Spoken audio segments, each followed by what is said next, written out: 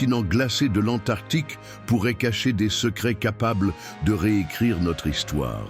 De nouvelles découvertes suggèrent que, sous la glace, se trouvent peut-être des vestiges de civilisations avancées, ainsi qu'une forêt tropicale datant de plusieurs millions d'années. Préparez-vous pour un voyage fascinant dans l'inconnu, où la science rencontre le mystère. Après tout, sommes-nous sur le point de dévoiler les plus grands secrets de notre planète? Pendant longtemps, les idées de l'auteur et chercheur Graham Hancock, en particulier sa théorie d'une catastrophe mondiale survenue entre 12 000 et 13 000 ans, ont été accueillies avec scepticisme. Cependant, des preuves scientifiques montrent désormais que des événements d'ampleur mondiale ont réellement eu lieu, incitant à des débats parmi les spécialistes. Hancock propose qu'avant ce cataclysme, il existait une civilisation avancée et organisée, différente des groupes de chasseurs-cueilleurs. L'un des éléments centraux de sa théorie est la mystérieuse carte de Piri Reis, créée en 1513 par le cartographe ottoman dont elle porte le nom.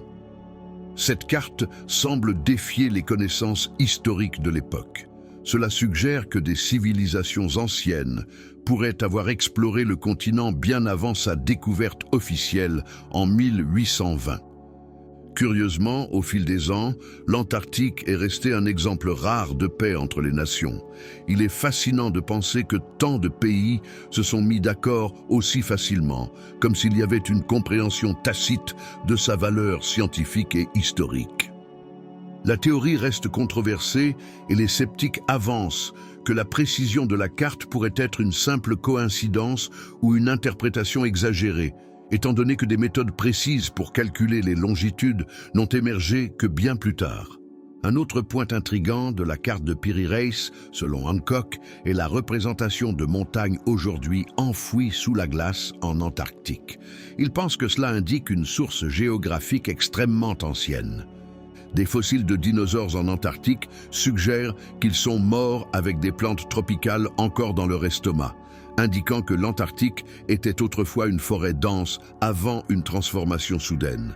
Ces preuves nous amènent à réfléchir, y a-t-il eu un changement climatique rapide, voire une inversion des pôles magnétiques, qui aurait instantanément transformé une jungle en désert glacé? Si un tel phénomène s'est produit une fois, que pourrait encore cacher l'Antarctique sur les ères passées de notre planète? Les critiques rétorquent que les figures représentées pourraient n'être que des symboles stylisés, sans correspondance réelle avec des montagnes.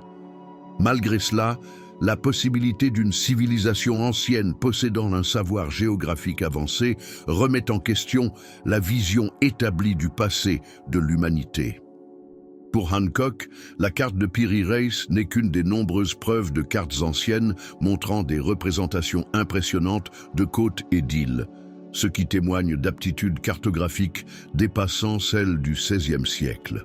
Même le planisphère de Pinkerton, créé en 1813, ne présente pas l'Antarctique, car ce continent était encore inconnu. Ces particularités poussent Hancock à penser que ces cartes contiennent des informations défiant l'histoire traditionnelle. Hancock pose une question essentielle. Comment des civilisations anciennes pouvaient-elles avoir des informations aussi détaillées? Il avance l'hypothèse d'une civilisation avancée et perdue, disposant de la technologie nécessaire pour cartographier la planète avec précision. Selon lui, ses connaissances géographiques et technologiques auraient été en grande partie perdues après des cataclysmes et au fil des siècles. Une partie de ce savoir aurait survécu, influençant la cartographie de cultures ultérieures comme celle du Moyen Âge et de la Renaissance, qui auraient hérité de fragments de ces connaissances. Pour Hancock, les légendes universelles, comme celle du déluge, pourraient être des récits allégoriques d'événements historiques et de savoirs détenus par des civilisations anciennes. Cette interprétation suggère que les peuples anciens avaient une compréhension du monde bien plus profonde que ce que nous croyons aujourd'hui. Les scientifiques identifient le Dryas récent comme une période de changement climatique abrupt qui ont transformé la planète. Hancock, cependant, propose une cause spécifique. des impacts de comètes autour de 10 600 avant Jésus-Christ qui auraient déclenché une nouvelle ère glaciaire. Début de cette période qui a duré environ 1300 ans, marquée par un retour au climat froid peu après la fin de la dernière ère glaciaire. Pour étayer sa théorie, Hancock cite des analyses de glace du Groenland et de l'Antarctique, montrant des changements rapides de température et de composition atmosphérique pendant le dryas récent. Il considère cela comme des preuves d'un impact significatif, appuyés également par des couches géologiques indiquant des changements environnementaux drastiques. Hancock estime que l'extinction des espèces de mégafaune et les changements climatiques rapides signalent un cataclysme global ayant profondément modifié l'écosystème et le développement des civilisations de l'époque. Selon Hancock, la comète aurait provoqué des baisses drastiques de température, modifié les niveaux des mers et entraîné l'extinction d'espèces emblématiques de la mégafaune du Pléistocène. Ces transformations soudaines auraient causé des pertes culturelles significatives et engendré une amnésie culturelle où les avancées et connaissances auraient été oubliées ou diluées avec le temps. Il propose que les survivants aient transmis des fragments de ces savoirs aux cultures futures, influençant le développement des civilisations ultérieures.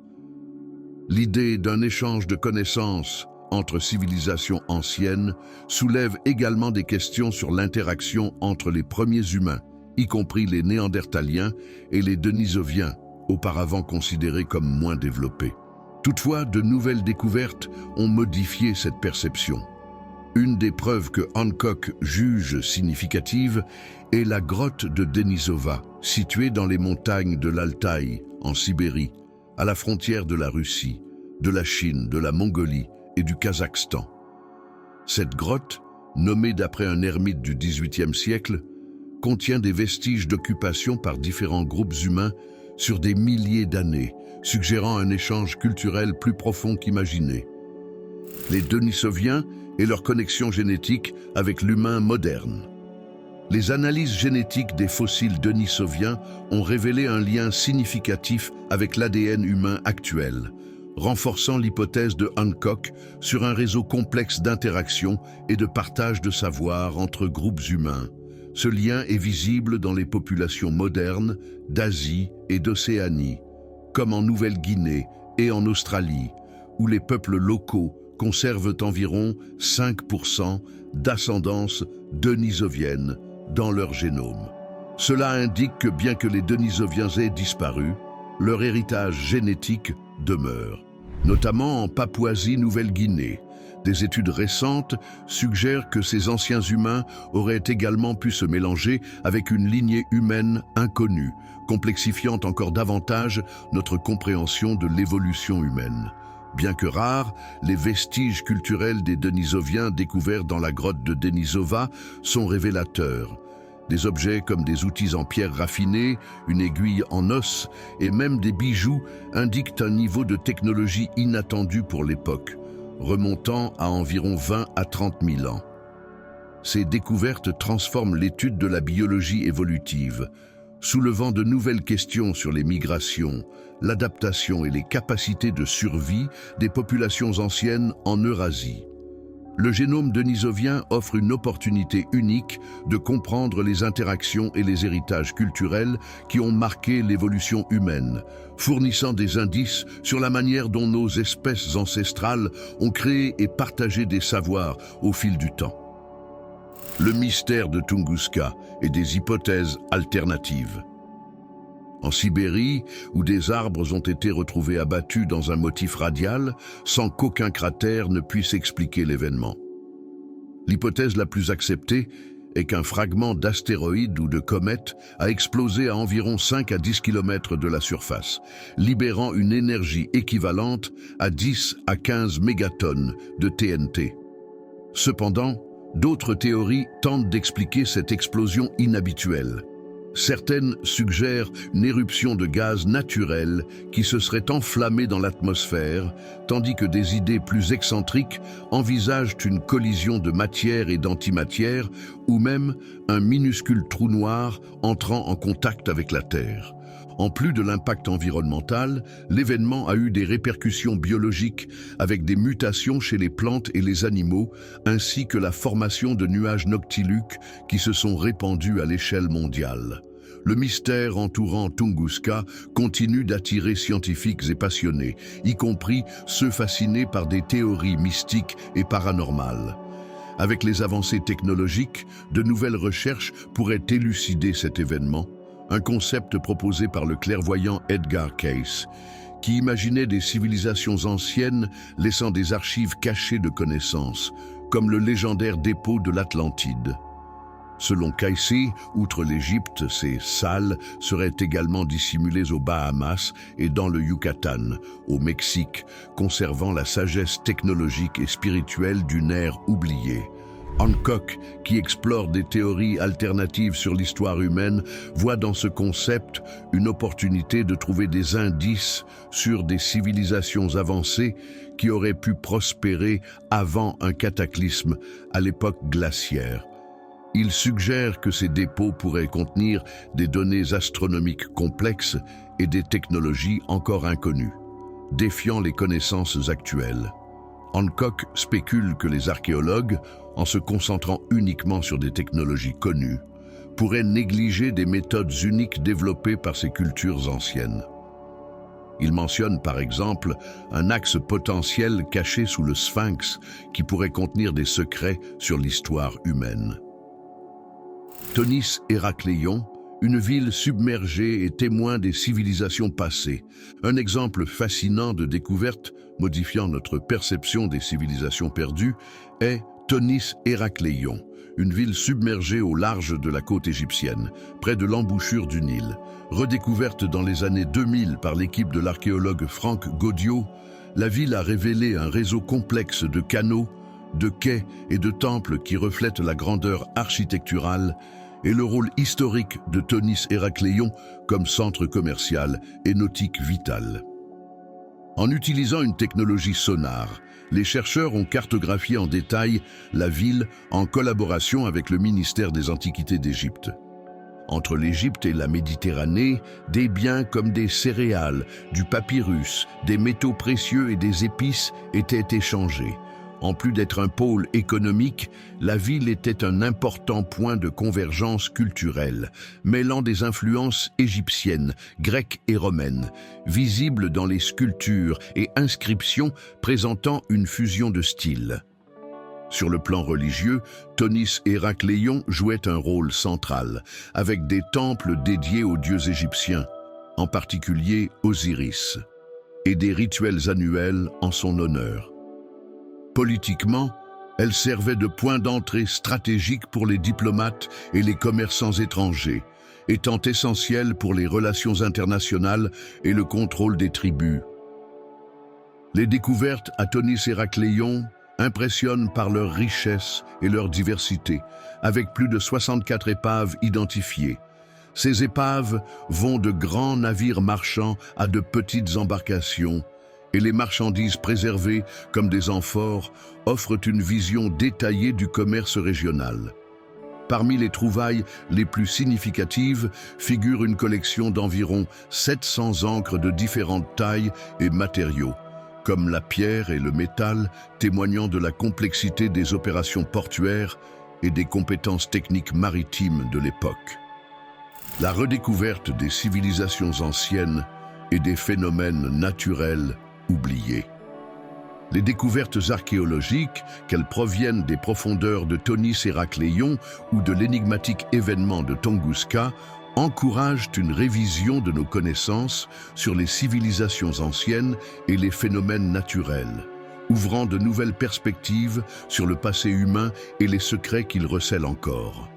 À Thonis Héracléon, les statues colossales sont impressionnantes, atteignant jusqu'à 5 mètres de hauteur et représentant des dieux, des pharaons et des figures éminentes.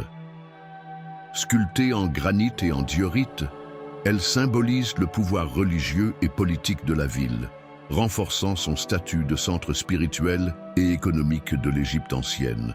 De plus, la quantité considérable de pièces d'or découvertes souligne la prospérité de Thonis Héracléion, avec des spécimens couvrant différentes périodes et dynasties, fournissant une chronologie qui atteste de son importance économique au fil des siècles.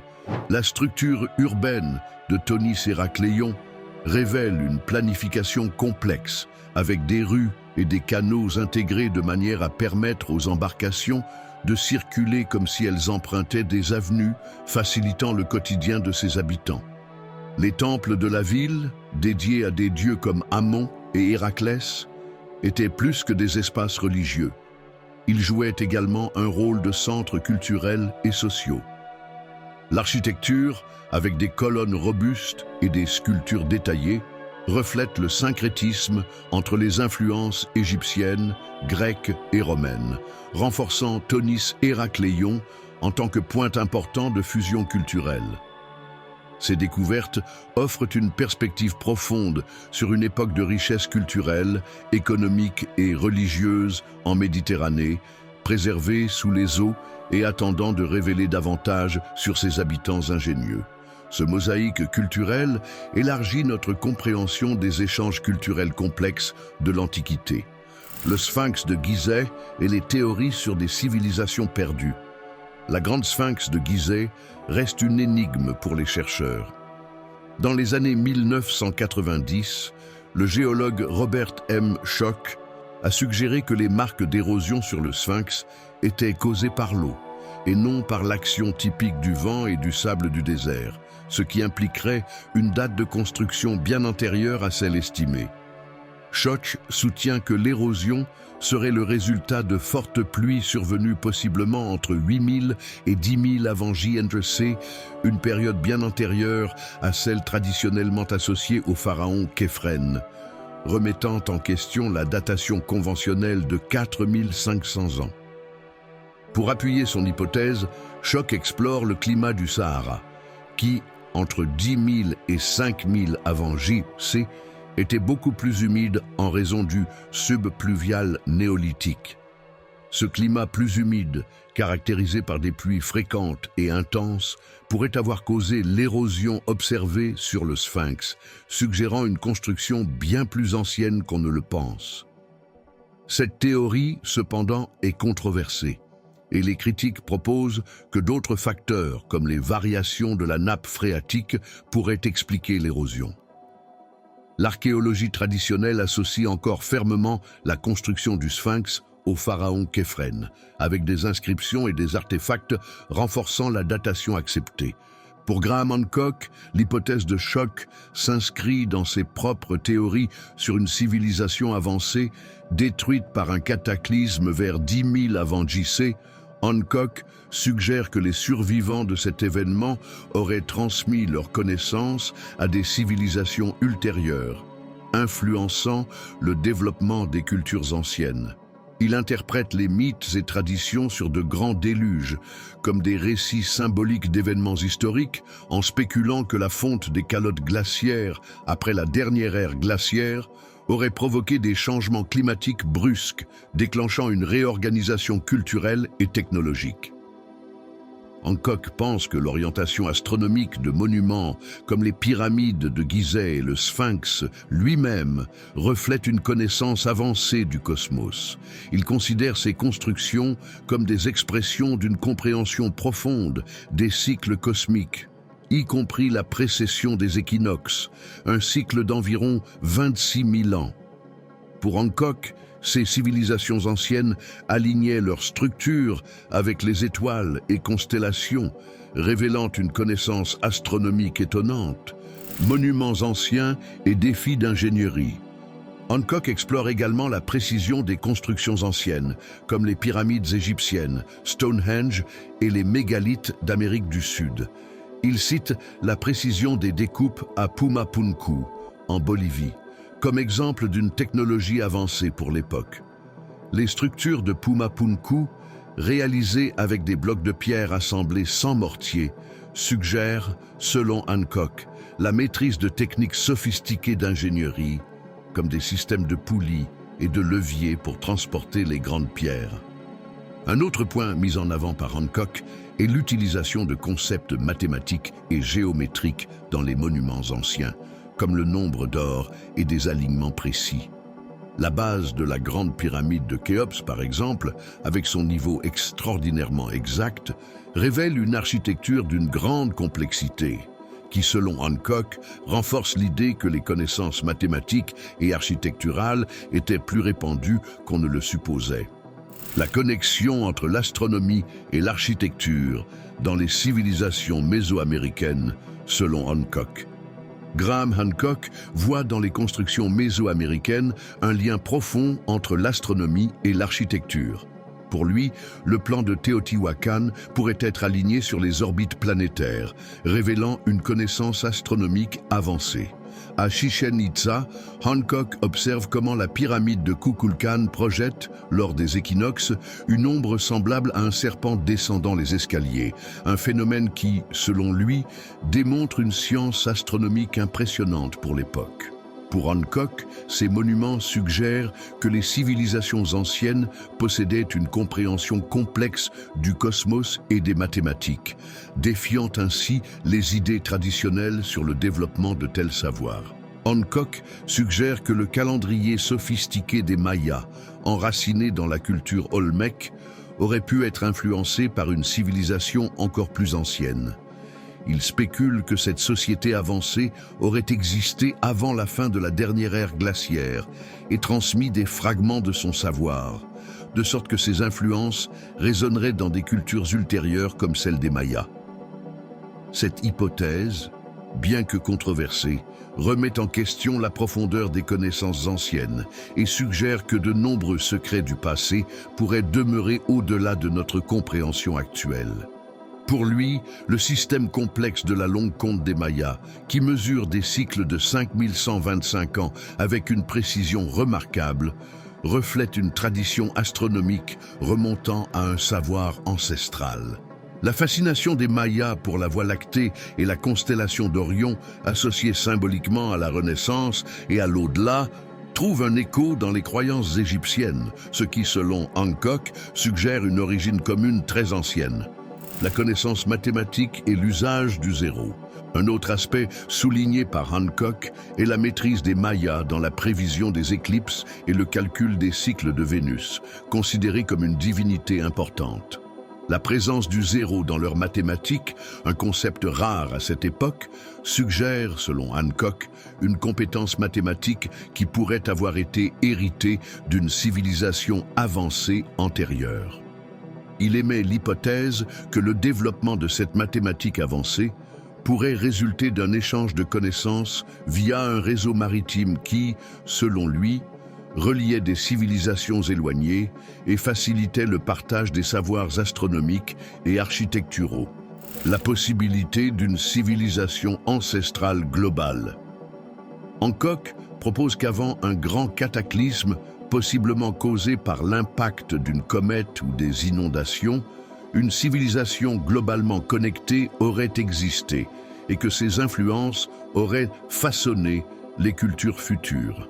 Il relie le récit de Platon sur l'Atlantide à cette civilisation perdue, suggérant que la disparition d'une société avancée entre 12 800 et 11 600 ans avant notre époque aurait laissé des survivants qui auraient transmis leurs connaissances à d'autres cultures. Selon Hancock, des cultures comme celles des Mayas, des Égyptiens et des Sumériens seraient des héritières fragmentaires de cette société, perpétuant des éléments scientifiques et spirituels de ce savoir ancien. La théorie de Kemet, le berceau d'une civilisation pré-dynastique. Hancock et d'autres partisans de la théorie de Kemet postulent l'existence d'une civilisation antérieure à l'Égypte dynastique, appelée Kemet, où des connaissances scientifiques et spirituelles avancées auraient prospéré. Selon cette théorie, l'alignement astronomique des pyramides de Gizeh et l'orientation du Sphinx seraient des preuves que ces monuments ont été construits par une culture qui comprenait le cosmos de manière remarquable, possiblement il y a environ 12 500 ans. L'utilisation du nombre d'or et du nombre pi dans les structures de ces pyramides serait une preuve des connaissances géométriques et mathématiques avancées que Hancock attribue à cette société ancestrale. L'hypothèse de Hancock sur les cycles des civilisations.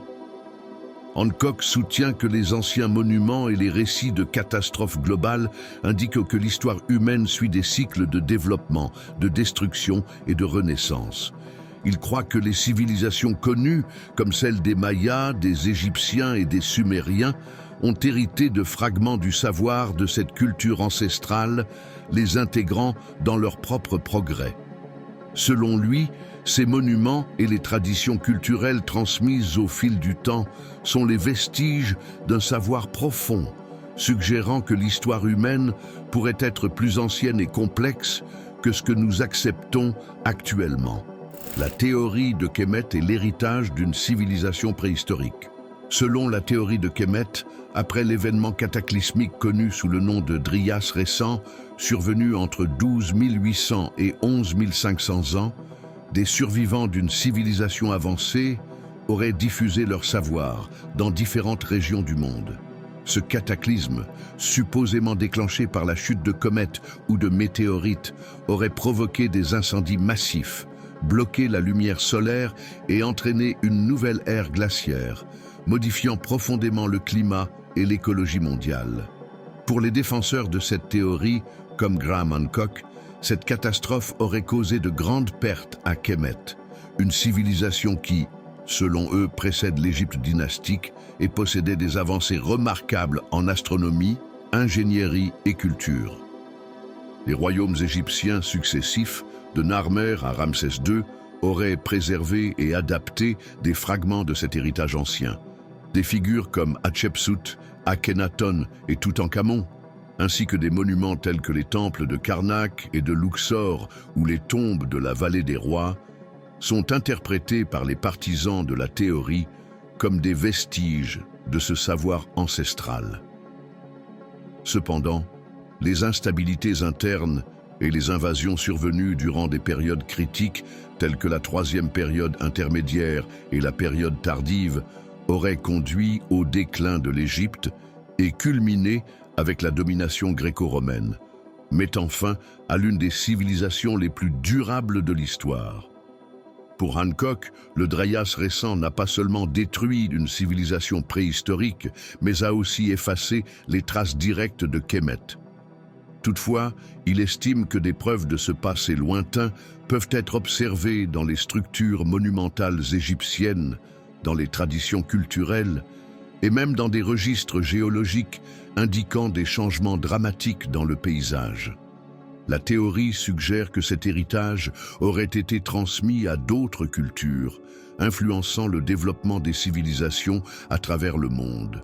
Selon les adeptes de la théorie de Kemet, cette diffusion des connaissances expliquerait les similitudes remarquables dans la mythologie, l'architecture et les savoirs astronomiques entre l'Égypte et des cultures anciennes comme celles de Mésoamérique et de Mésopotamie. Techniques de construction avancées et mystères architecturaux. Un autre point central de la théorie de Kemet est l'idée selon laquelle les Égyptiens auraient hérité de techniques avancées pour construire les pyramides, potentiellement issues d'une civilisation plus ancienne et sophistiquée. Alors que l'archéologie traditionnelle soutient que les pyramides ont été bâties avec des méthodes pratiques de l'époque, les défenseurs de la théorie se demandent si certains exploits architecturaux, comme la précision des découpes de pierre et l'alignement parfait avec les points cardinaux, pourraient indiquer l'utilisation de technologies encore inconnues. De plus, les marques d'érosion sur le sphinx, que certains géologues attribuent à une période humide bien antérieure à la civilisation pharaonique, suggèrent, selon les partisans de la théorie de Kemet, que cette structure pourrait avoir des origines encore plus anciennes. Parallèles mythologiques et architecturaux entre les cultures anciennes. La théorie de Kemet explore également les similitudes entre les mythologies et l'architecture de cultures anciennes dans différentes régions du monde. Hancock et ses partisans voient dans ces ressemblances, telles que l'usage de structures pyramidales et les alignements astronomiques, le reflet d'un savoir commun transmis par une civilisation globale ancienne. Les critiques, en revanche, soutiennent que ces parallèles pourraient être le fruit de développements culturels indépendants, car les sociétés humaines explorent souvent des thèmes universels et observent les mêmes phénomènes naturels. L'hypothèse d'un cycle civilisationnel. Malgré les controverses, la théorie de Kemet conserve son attrait autour de l'idée d'une possible histoire cyclique de l'humanité, où des civilisations avancées émergent, prospèrent et disparaissent, laissant des fragments de leur savoir aux générations futures. Cette vision alternative du passé propose que dans des époques oubliées, des savoirs technologiques et spirituels aient pu s'épanouir et, après de grandes catastrophes, être transmis et adaptés par des cultures émergentes. Hancock suggère que l'humanité pourrait ainsi être dans un processus continu de redécouverte de son propre héritage, façonnant de nouvelles civilisations et perpétuant une narration où le savoir ancien renaît en cycle à travers les siècles. YouTube propose maintenant 2 vidéos de notre chaîne. Je suis sûr que vous allez les aimer, alors à bientôt dans la prochaine vidéo.